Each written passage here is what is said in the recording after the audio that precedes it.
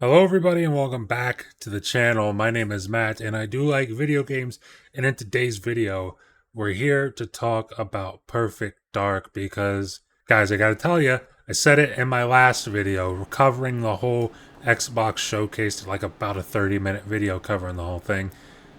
Perfect Dark was my surprise of the show, and I never would have guessed that going into the show, but it was my surprise of the show, my game of the show. Absolutely loved it, and that's exactly what we're going to be talking about here in today's video, so let's get into it.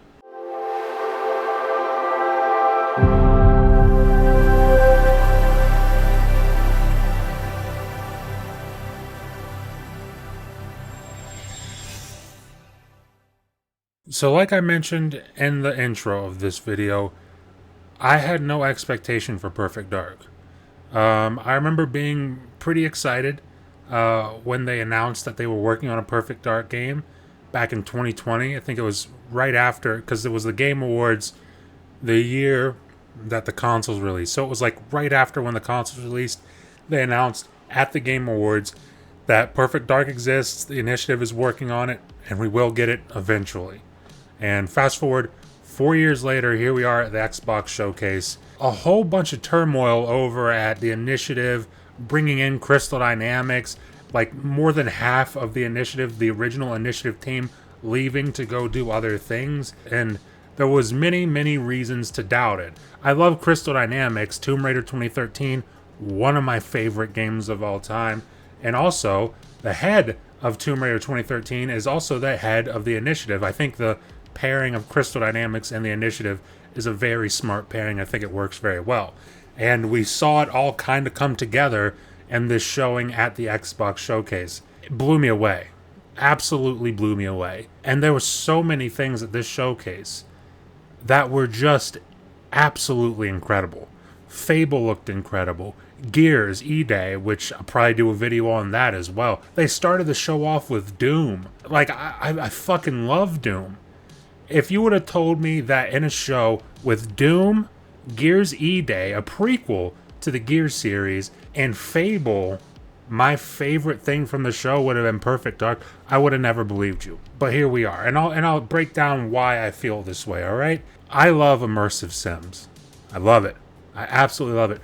Arcane is my favorite studio, and they've been my favorite studio ever since I played the original Dishonored. I think it was in Games with Gold back in like 2015 or 2014 maybe, honestly. And I grabbed it because the cover of it looked cool.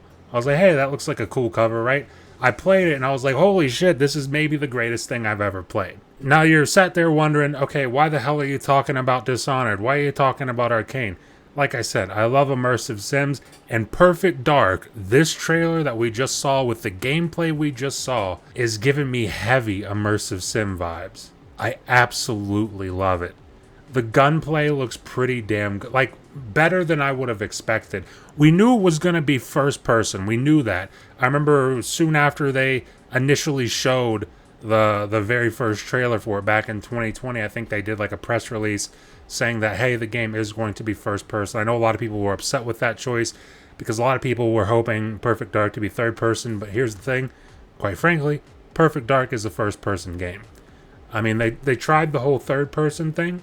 They tried it with Perfect Dark Zero. Didn't quite hit the way that the original Perfect Dark on the N64 hit. The original Perfect Dark on the N64, if you've never played it, like, it was GoldenEye and Perfect Dark.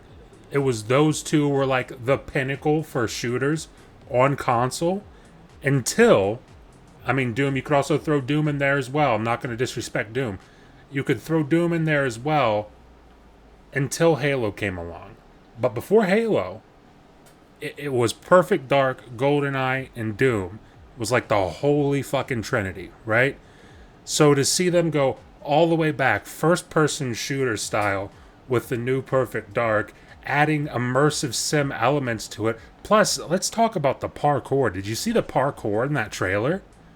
Looked incredible. Gave me, I know a lot of people said Mirror's Edge vibes, and I can see that, but I didn't play a whole lot of Mirror's Edge. I only played maybe a couple hours. But what it did remind me of, and I love this game, is Dying Light 2. Love Dying Light 2. I even love Dying Light 1. it gave heavy Dying Light vibes from that trailer, and I love that. I mean, hey, they even got the fruit physics right in this game. Remember? Back on Halo Infinite, everybody was up, well, not everybody, a select few, a very loud select few group of people were very upset about the fruit physics in Halo Infinite being non-existent. Well, there you go. There you go, internet trolls. You got your fruit physics in Perfect Dark. Looks pretty nice. But there's just so much cool stuff in this trailer. From the way that she uses the environment to her advantage in battles. There's one part specifically where I remember she came around the corner with the pistol. She shot someone what looked like through like a solid concrete wall, which was pretty fucking badass. But then after she did that, she turned on this like night vision, well, not night vision, but like thermal vision. But she saw a fire extinguisher like right across from her, and she shot it. It blew up, bunch of smoke, right? And then she used that to her advantage to shoot the people through the smoke. Just awesome stuff.